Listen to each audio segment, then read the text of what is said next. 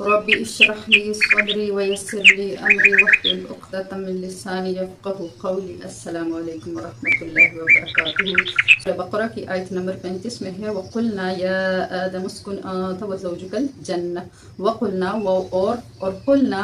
ماضی کا صیغہ قال آتا ہے، قال من کہنا، قلنا ہم نے کہا، نون زبر الف نا ہم، وقلنا اور ہم نے کہا یا آدم اسکن، یا آدم اے آدم، اسکن ماضی سکنہ آتا ہے، سکنہ مین رہنا، رہائش اختیار کرنا، اور اسکن اس کا امر آتا ہے، آرڈر، حکم،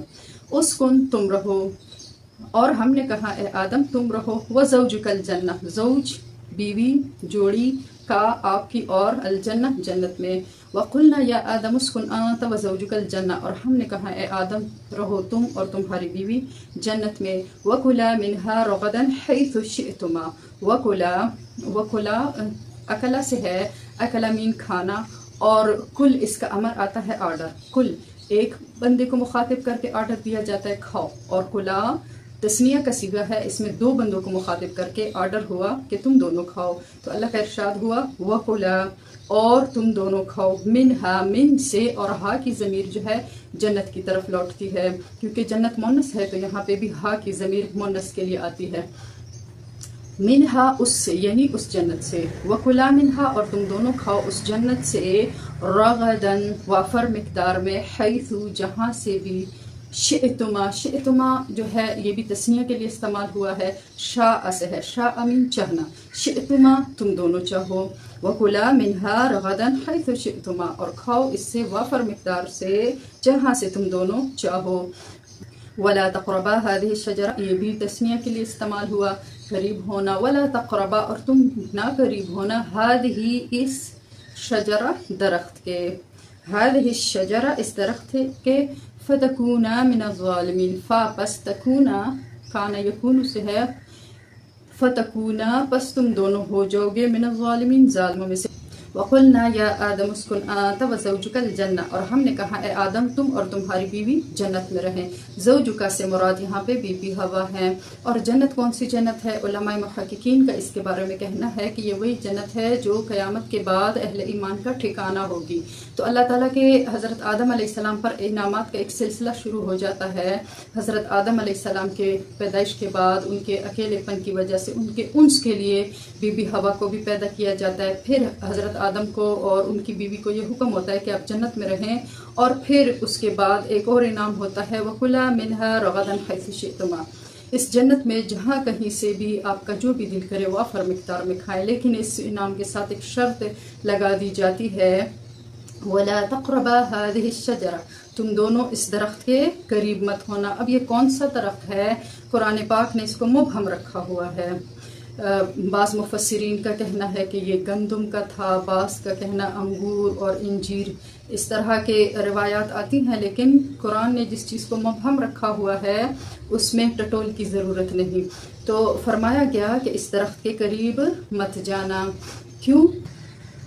فَتَكُونَ مِنَ الظَّالِمِينَ پس تم دونوں ظالموں میں سے ہو جاؤ گے۔ اب یہ کون سا ظلم تھا؟ ظلم کے اصل معنی ہے کہ غیر کی ملک میں تصرف کرنا اور حد سے تجاوز کرنا، اور ظلم جو ہے وہ بے انصافی، زبردستی، شرک، گناہ، تکثیر، اس طرح کے معنی کے لیے استعمال ہوتا ہے۔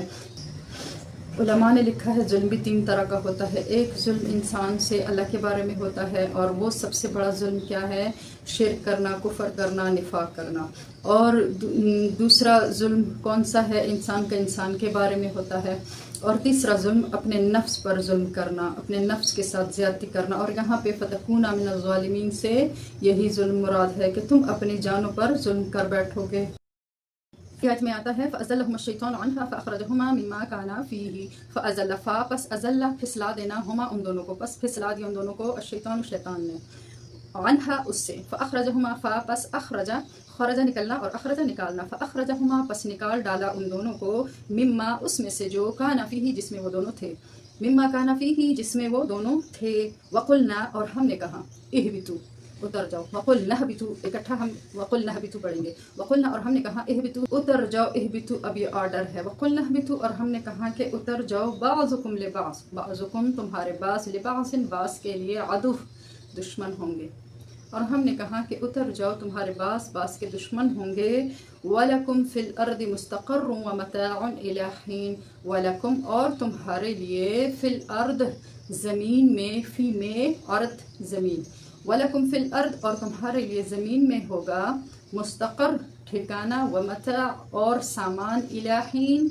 ایک حین تک یعنی ایک مقررہ وقت تک۔ اور فَأَزَلَهُمَا الشَّيْطَانُ بس شیطان نے ان دونوں کو گمراہ کر دیا۔ شیطان نے یہ دیکھا کہ میں تو مردود ہو گیا، راندہ درگاہ ہو گیا، لیکن حضرت آدم علیہ السلام کی کیا ہے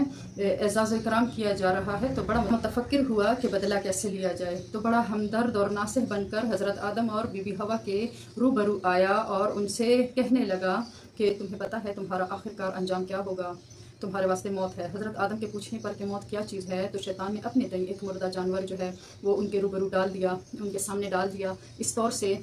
سے کہ نزع کی حالت تھی اور روح نکلنے کی تکلیف تھی۔ تو جو ہے حضرت آدم اس کو دیکھ کر بڑے خوفزدہ ہوئے اور کہنے لگے کہ اس سے محفوظ رہنے کی کوئی صورت ہے، تو شیطان بولا کہ ایک درخت ہے جس کا پھل تم کھا لو تو تمہیں کبھی موت نہیں آئے گی، تمہاری بادشاہی کبھی فنا نہیں ہوگی۔ حضرت آدم نے پوچھا کہ وہ کون سا درخت ہے، تو شیطان نے اسی درخت کی طرف اشارہ کیا جس کا اللہ تعالیٰ نے منع فرمایا تھا۔ تو حضرت آدم فرمانے لگے کہ اس درخت کے پھل کھانے سے اللہ نے منع فرمایا، بلکہ اس کے قریب جانے سے بھی منع فرمایا۔ قریب جانے سے اللہ تعالیٰ کا ارشاد تھا وَلَا تَقْرَبَ هَٰذِهِ الشَّجَرَةَ کہ تم اس درخت کے قریب بھی نہ جاؤ، مطلب اس میں یہی تاکید تھی کہ اس کا پھل نہ کھاؤ۔ تو حضرت آدم علیہ السلام بولے کہ اس درخت کے تو قریب بھی جانے سے منع کیا گیا ہے، لیکن شیطان بولا کہ اس درخت سے اس لیے تمہیں منع کیا گیا ہے، تمہیں اس کا پھل کھانے سے اس واسطے سے نہیں منع کیا کہ اس کے کھانے سے تمہیں کچھ ضرر ہوگا، بلکہ اس واسطے منع کیا کہ اس پھل کھانے سے تم فرشتے بن جاؤ گے، فرشتوں کی طرح، جس طرح فرشتے اللہ کی یاد سے غافل نہیں ہوتے، ہر وقت اللہ کی تسبیح تحلیل میں لگے رہتے ہیں، اس طرح تم بھی ہو جاؤ گے، حالت آپ کو بھی حاصل ہو جائے گی۔